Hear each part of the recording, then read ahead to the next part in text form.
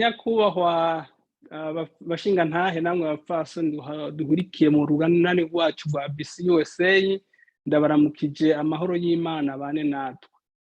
Ku mazina ni Nickson HATUNGIMANA, nkaba nsanzwe ndi umwe mu ndongozi za BCUSA ku rwego rw'igihugu mu kiringo c'imfatakibanza.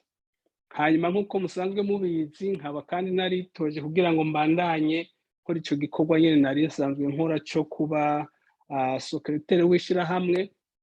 Noneho nagomba mfata aka kanya kugira ngo ndabasabe, nkuko twavyivugiye twese kandi twavyumvikanye ko ubumwe arizo nkomezi zacu muno muryango wacu wa BCUSA, nabo ndabasabe rero tuzokwerekane bwa bumwe, tuzosidukane niyonka kuja gutora.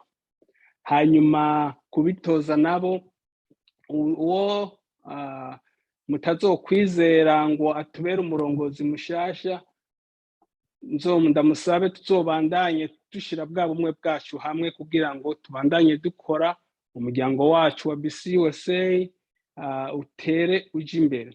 Abo nabo muzoba mwizeye babaye abarongozi bacu bashasha, bazokorana umutima w'urukundo n'ubwira. Nkuko nama ndabivuga, ababishoboye ni benshi, ariko bafise ishaka n'ubugombe bwo kubikora nibo bake. Reka rero kumbura abo bashatse kwitoza nuko bafise umwanya n'ishaka n'ubugombe bwo kutubera indongozi no gushikana ishirahamwe ryacu ku yindi ntambwe isumba aho twari tugeze.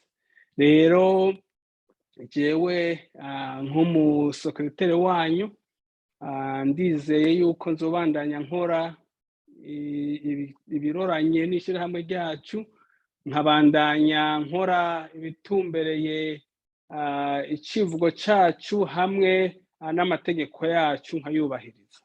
Rero tuzosidukane niyonka, twende dutore, tubikorane urukundo, tubandanye dufatane mu nda. Nibaza yuko ngaha anye nkuko twese twabivuze, tutaje guharanira kuba umukuru canke kuba indongozi. Igikuru ari uko twogira ubumwe tugashika ku ntambwe isumba iyo twariko mu mashirahamwe twavuyemo.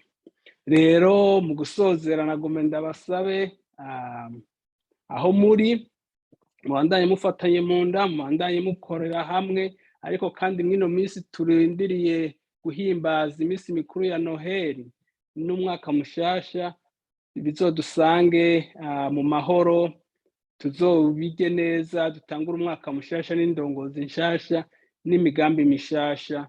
Murakoze. Niharambe BCUSA.